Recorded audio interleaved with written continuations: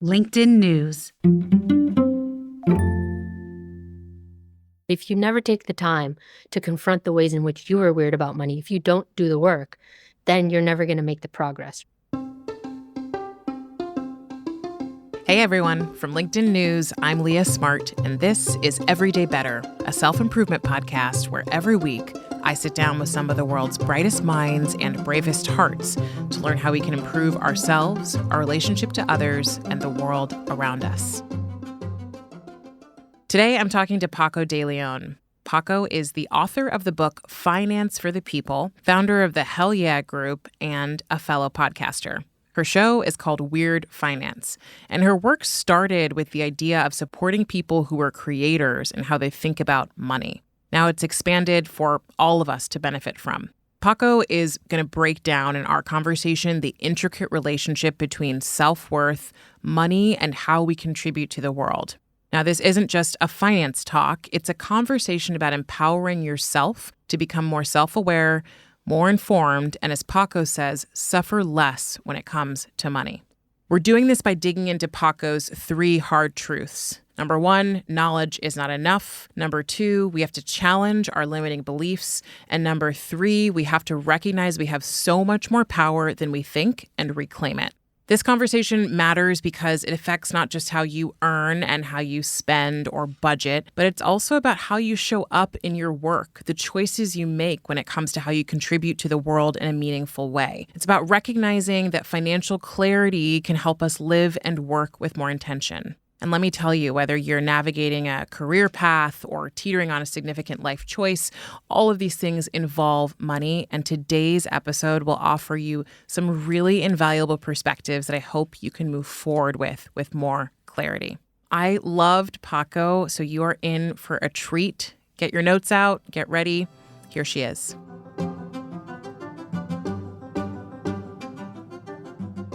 Ultimately, I just want to help people suffer a little bit less, which I know sounds like a tall order and is complicated when it comes to the world of money and personal finance, but I just think that's what I happen to study and something that I dug really deep into.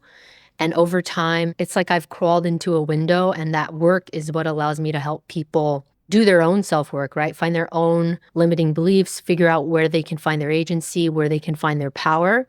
And the way that I look at personal finance and everything is, it's like an overlay. Like you learn the rules of a game, you learn how you're in your own way, you learn how it's unfair, you learn how this whole thing works, you find your power. And if you can do that in this area where interest rates are out of your control, what the stock market is doing is out of your control, we're contending with the wage gap, the wealth gap. If you can find your power in an area like this, you can most certainly find your power in other areas of life. You can figure out a way to improve your relationships by 1% or 0.5% over time.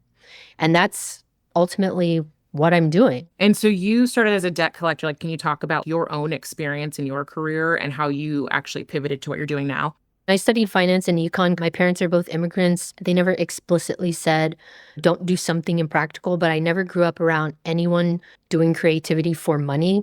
I saw a lot of examples of learning a trade.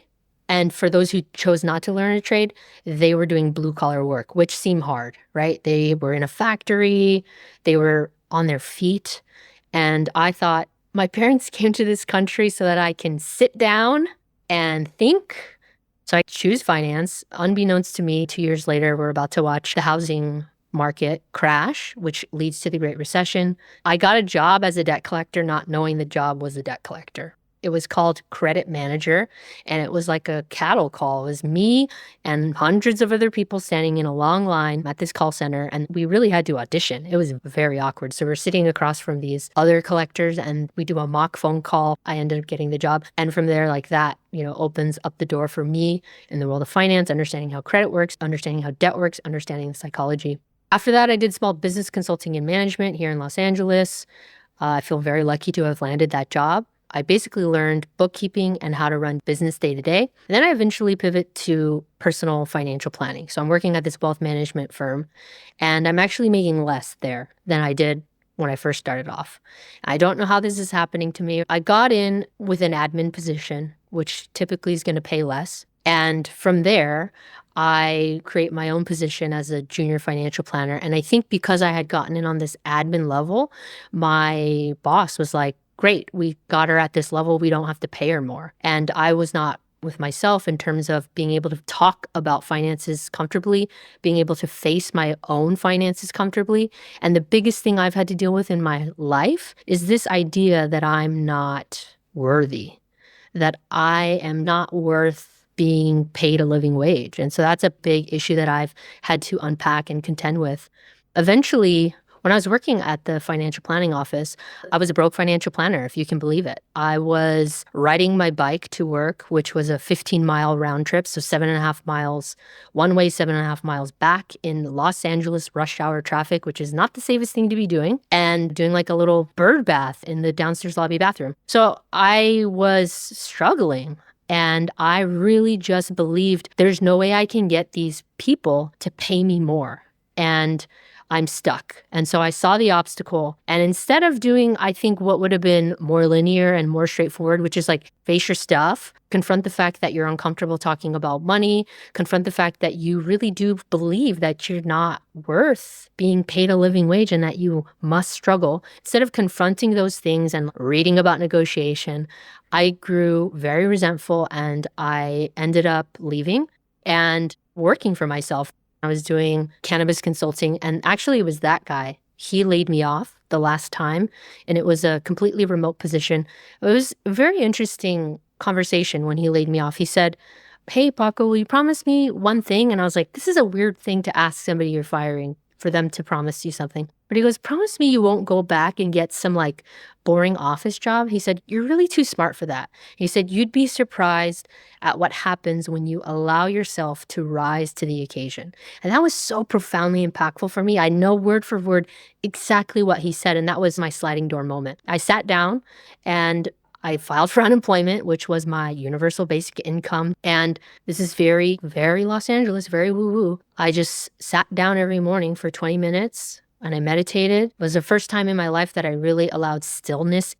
And I said, what am I here for? What should I do? And I asked that question. And over time, what started to bubble up was maybe you can help your community, which are creative professionals, with finance because you have a very sharp tool. You've been doing this for a while now. So the question then, the hypothesis was, can I help my community while keeping a roof over my head and food in my belly? And so what you're seeing with my work, with the Hell Yeah Group, with Finance for the People, with Weird Finance, the podcast, is just me trying to gather data to prove that hypothesis. Wow. So I am always inspired by people who have found their way to their work because of their own experiences. I find that there's always richer conversation in there, and also that the why feels so much deeper. That is the way that we keep ourselves going. So I started this podcast on the side. It was not my job. For a few years there, it was just me figuring it out. And it was mostly because of my own experiences with asking big questions about what we're all doing here and anxiety and struggling with my own mental health that got me to this point that I wanted to start this show. So like hearing you also say, I watched this happen. I was a broke financial planner, right? Like the cobbler's children have no shoes. That kind of feeling is one that I really resonate with. When you think about how you support people in the creative industry, there's certainly like more of a narrative now that you can make money and a lot of money as a creator, right? That hasn't always been true. What are you seeing now with people who are in the creative space who are trying to make a living, and what are you sharing with them as practical advice? I think it's really hot and cold with the creative industry because there are a lot of young people. I'm so about Gen Z. They have such confidence. Millennials, we didn't have that. We were always apologizing, asking for permission, but they're just coming in hot, like starting companies, being creators, making stuff on TikTok, and it's really inspiring. Then there's this other slice happening where it feels like, and I spoke to somebody on my podcast who's been a filmmaker for 20 plus years, and I feel this too, like kind of observing my own social circle, my own professional circle, where the creative services piece of things feels very undervalued because there's so much creativity and low barriers now because we can just hit record. Now we have a podcast. I have a phone that I can film myself. Every computer comes with GarageBand, right? We're saturated with so much content and so much output that I also think that the people that are paying for it, there's so much of it that I don't think that they're valuing it as much. So I think there's still different classes of creativity. I mean, I think the practical advice that I'm giving to people is you have to really be adaptable, even more than 5 years ago and 10 years ago. Technology is cannibalizing and changing everything so quickly. Being adaptable is something that we need to recognize because with large language models, also known as AI, what I think we're going to experience is a tremendous amount of development in a short amount of time. So, like 100 years of changes within 10 or 20 years of time. And so, just recognizing that what worked today might not work tomorrow. And that's a tough thing to have to accept. I think a lot of our challenges as human beings on Earth is that we're standing on the shore, screaming at the waves to stop when we have to, unfortunately, change how we view the waves. I unequivocally agree with that. I love that metaphor.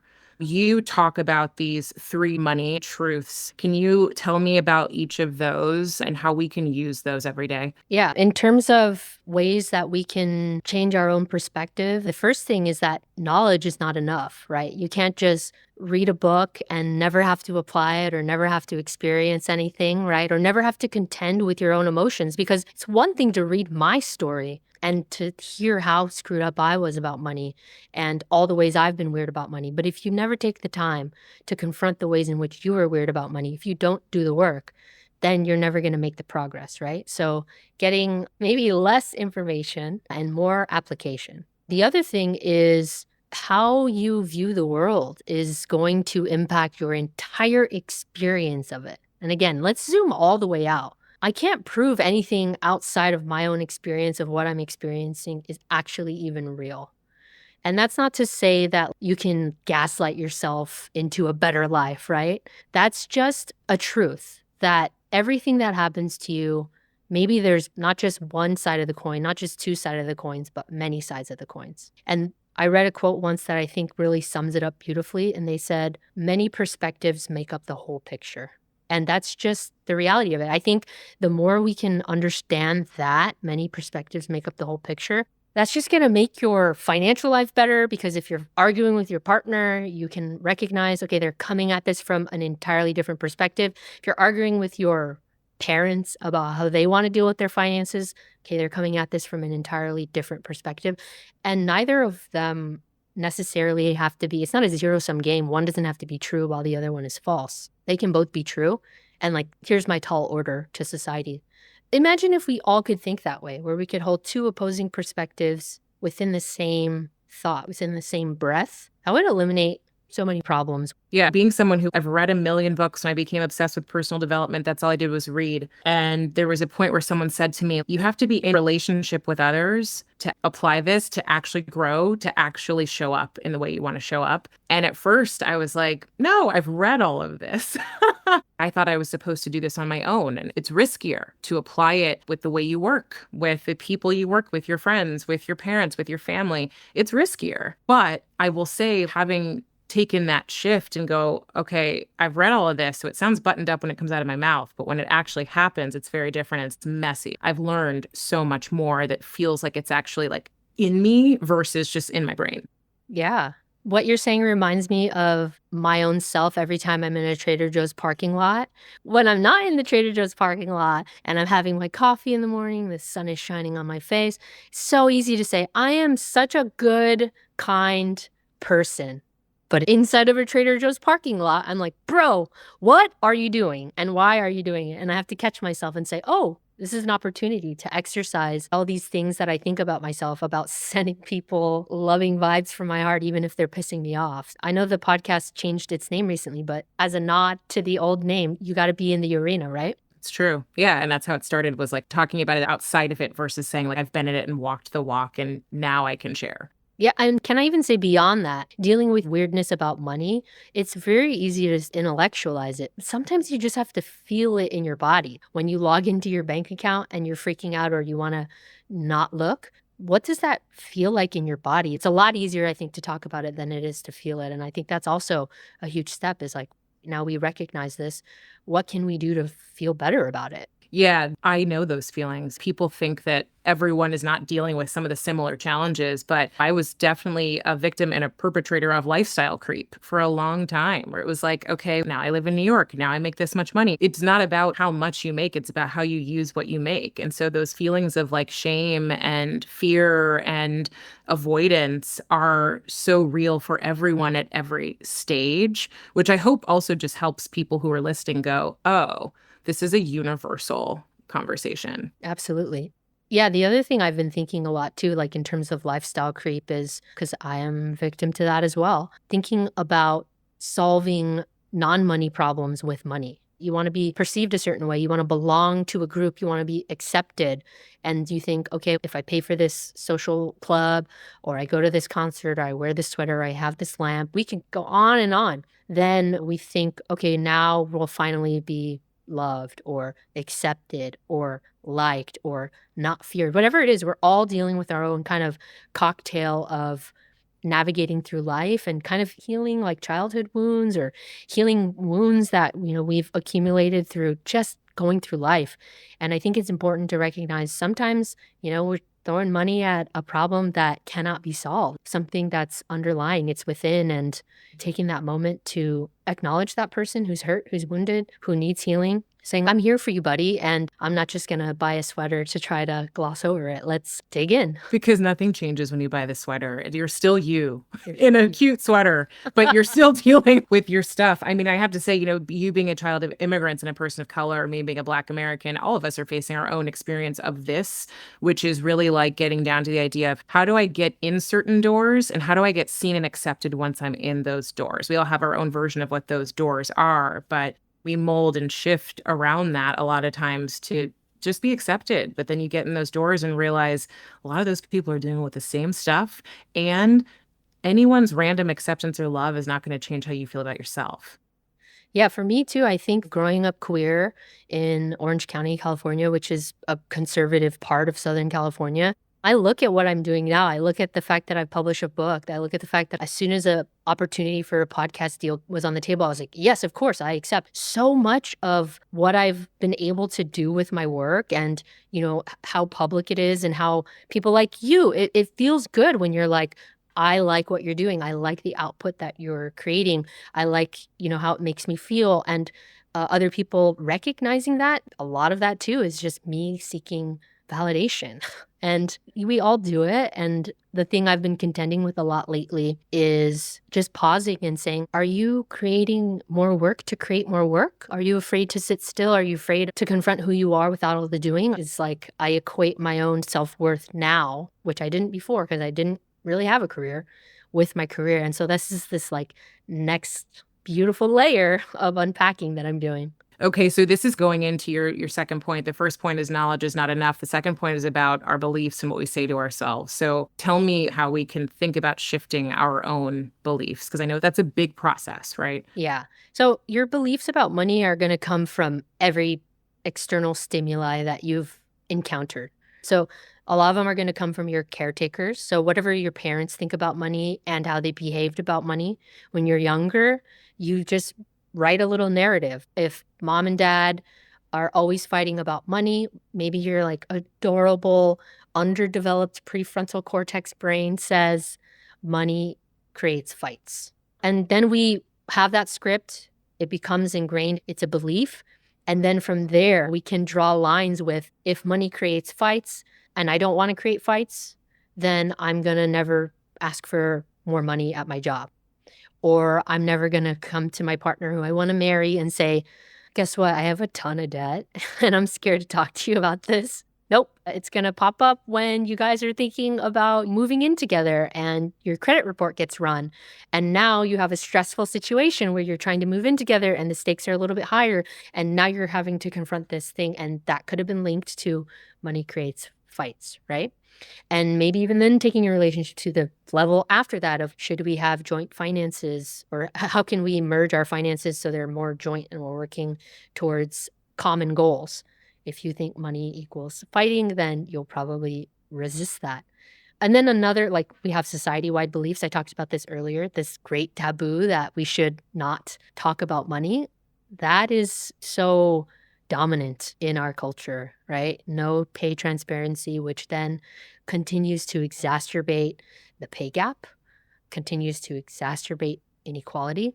And then from there, it's like I never negotiated because, again, talking about money was just so uncomfortable. That's one piece of the layer cake. The next piece of the layer cake is I'm not worthy, right? So you can start to see how, and I'm not saying that inequality is not real and circumstances outside of our control are not real. Those are very real. But the one area that we can control, we have to take responsibility for that. And we have to recognize that it's such a small area. So we need to like show up and play. We need to show up and be ready to unpack that because it is literally the only piece that we can control. How we think money works in the world, what we believe we deserve, and then that impacts our direct actions. Am I going to negotiate? Am I going to consolidate my student loan debt, or am I going to even face my student loan debt? Am I going to try to talk to my partner on a regular basis about our financial goals? Am I going to, even something small, roll over my 401k or get my tax documents to my accountant on time? We're taking a quick break. We'll be right back with the amazing Paco de Leon.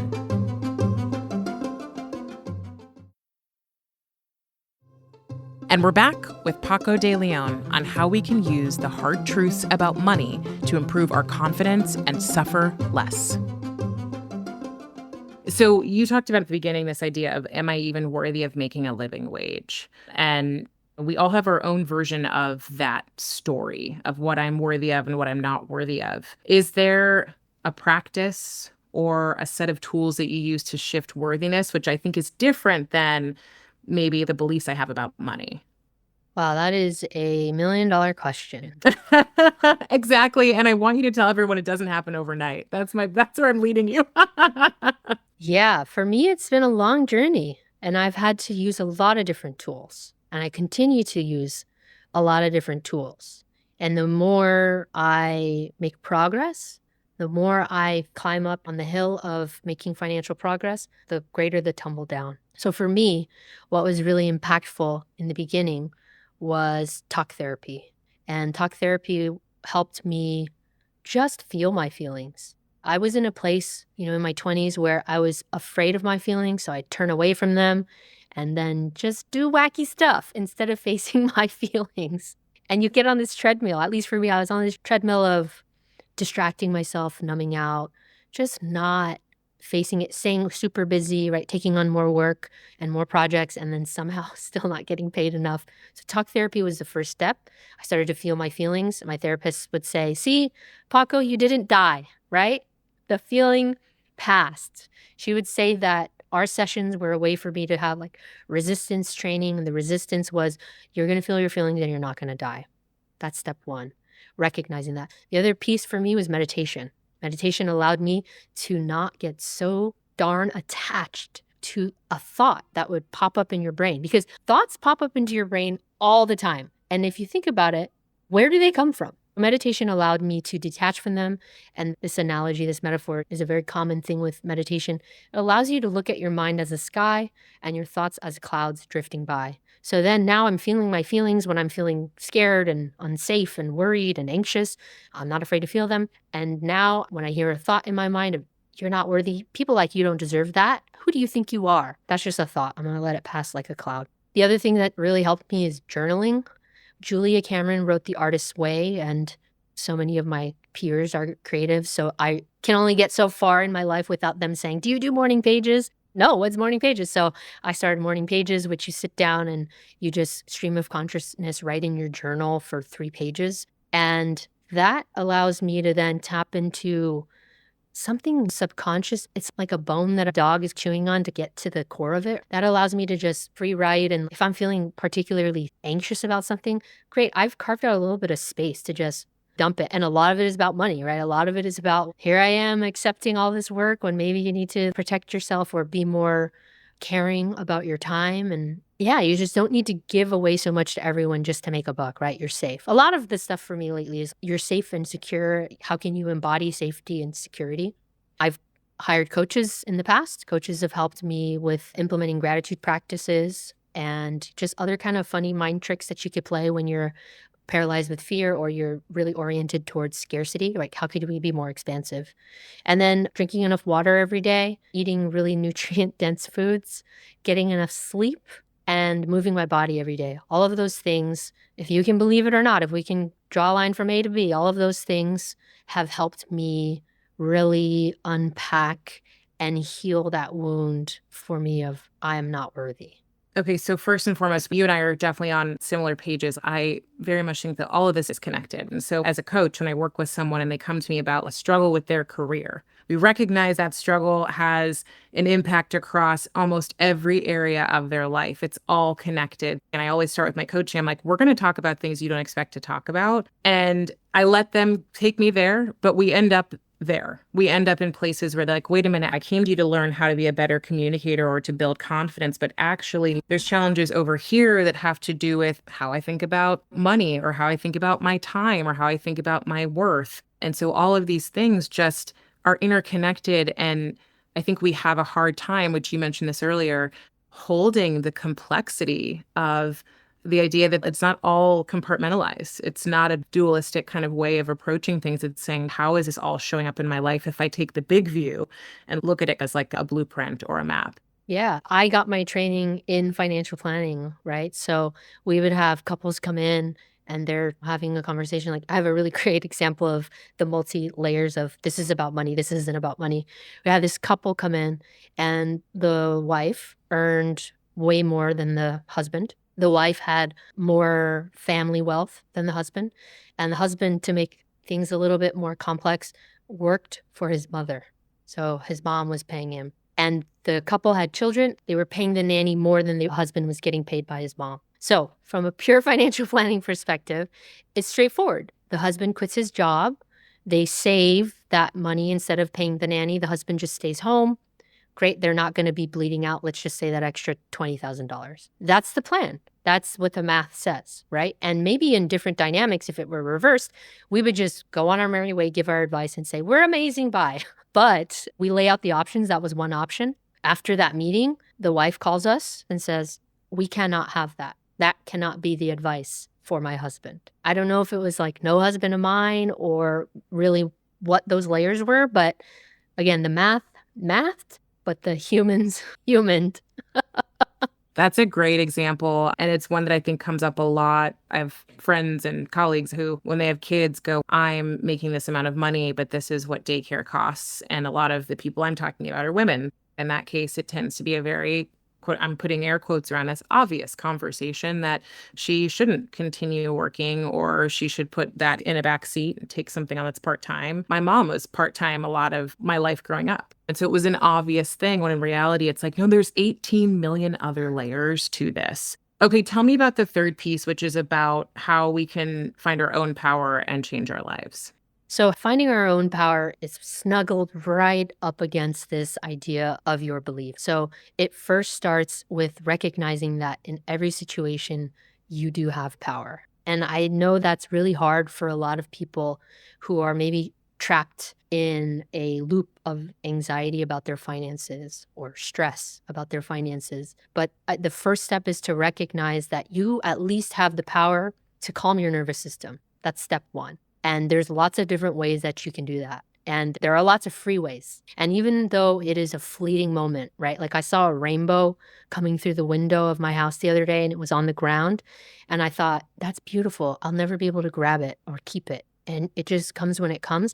That's this feeling of like inner peace or financial peace. We do our best to create the conditions to appreciate that rainbow and then boom, before we know it, it's gone. So recognize that what I'm prescribing, what I'm hoping for everybody, it is naturally fleeting, right? I want you to feel contentment. I want you to feel peace, but it's naturally fleeting. So that's a good thing to recognize.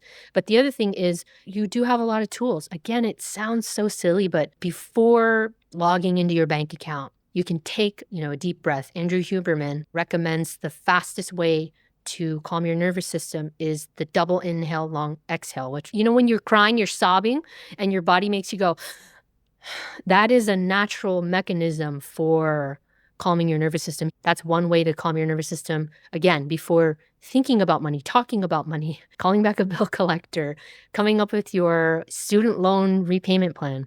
The other thing we can do is recognize your patterns and don't create a situation that's not going to be good for yourself. And here's the analogy that I like to use. If you ever go to the grocery store hungry, well, that's bad. You know that's a bad situation. For me, I'm going to come home with so much stuff, and I might not even have enough stuff to make a meal, which is like the comedic tragedy of it all.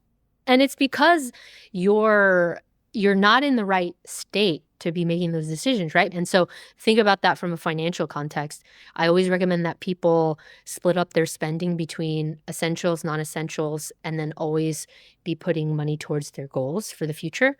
But by separating out that spending, if you have your bills money in a bills account and your fun money in a fun account, that is one mechanism for not going to the grocery store hungry, so to speak. So that's another way to step into your own power. And then the last one, which again, this is a bitter pill for a lot of people, is to recognize that just because something happened to you and you're in that situation, taking responsibility doesn't mean accepting fault. It simply means taking responsibility. Once you're able to take responsibility and recognize that it doesn't equal accepting fault, that's the first step to being empowered, because now you're recognizing, okay, great. I slipped on the banana peel. I didn't put the banana peel on the ground, but my ass is on the ground. What can I do to get up? What's weaving through our conversation is, I think one is that our challenges that we have with money intersect with so many other challenges. So come for the money, come for like finance for the people, leave with a whole lot more around what we believe about ourselves, our confidence, our worth, which impacts so many other areas, our careers, our relationships, etc. Number two is the idea that we all live in a world that is unjust, unfair, complex, unclear, and in perhaps environments where we don't know what the bigger fix is at a larger systemic level, but that within that, we can still take a pause and decide how we want to behave in that situation and adopt our own version of what personal power looks like. And I love the idea of responsibility and not fault. Is there anything else that you would leave us with that is really important for anybody who's showing up, trying to learn more about this and showing up with all the hope, shame, fear, avoidance, joy, all of that, dreams and desires as they move toward their own financial future? Yeah, I just want to encourage people to start where they are. And if you start making progress towards something and then it falls by the wayside, you can always begin again. Yeah, you can always begin again. And in fact, I think a lot of us will have to, because life is also incredibly uncertain. So there will be points where things don't go in a linear way, if that hasn't already happened. Okay, Paco, I'm going to have you complete these 3 statements for me. The first is better humans are. Compassionate. Better work is. Better work is less work. Better work is less work. What does that mean? To be effective and to be able to have more dimension as who you are outside of your work, I think can have a profound impact for your work. And also, we ought to find fulfillment outside of work. It's a big part of us, but we're not just our work. And then final statement, a better world has. A better world has peace. Paco, thank you so much for being here. You are a gift. Thank you so much for sharing the work that you're sharing. It is my duty and my pleasure. That was founder of the Hell Yeah Group and author of Finance for the People, Paco de Leon. You can find Paco's book wherever you like to get them. Her podcast is called Weird Finance, and she is all over Instagram under the Hell Yeah Group. One big thing before we go. Our relationship with money is complicated, to say the least. It involves how we think about our work, how we spend our days, how we interact with each other, and of course, how we view ourselves. Now, we can't remove money and all its baggage from the equation of our work and our personal lives, but we can change the narrative by embracing the hard truths you heard Paco talk through today. I hope that's what you got from this. We can all be better at defining and living what we value. We can check ourselves when we've adopted unhelpful viewpoints about us, our work, and our money. And we can remember that we are so much more powerful than we think. If this conversation resonated with you, share it with the first person who comes to mind. You never know how it could help them. and support other people like you in finding our show by leaving us a rating before you go. While you're at it, write a one-sentence review telling me and the Everyday Better team what you love about our show or this episode. And as always, you can find me on LinkedIn writing about human potential and living every day with more intention and clarity. Everyday Better is a production of LinkedIn News. The show is produced by Alexis Ramdow. Our associate producer is Rafa Fariha. Asaf Gadron is our sound engineer. He makes sure we sound good in the studio. Joe DeGiorgi mixed our show. Enrique Montalvo is the executive producer of LinkedIn Editorial Productions. Dave Pond is head of news production. Courtney Koop is head of LinkedIn Original Audio and Video. Dan Roth is the editor-in-chief of LinkedIn. And I'm Leah Smart. Thanks for coming with me, and I'll see you next week.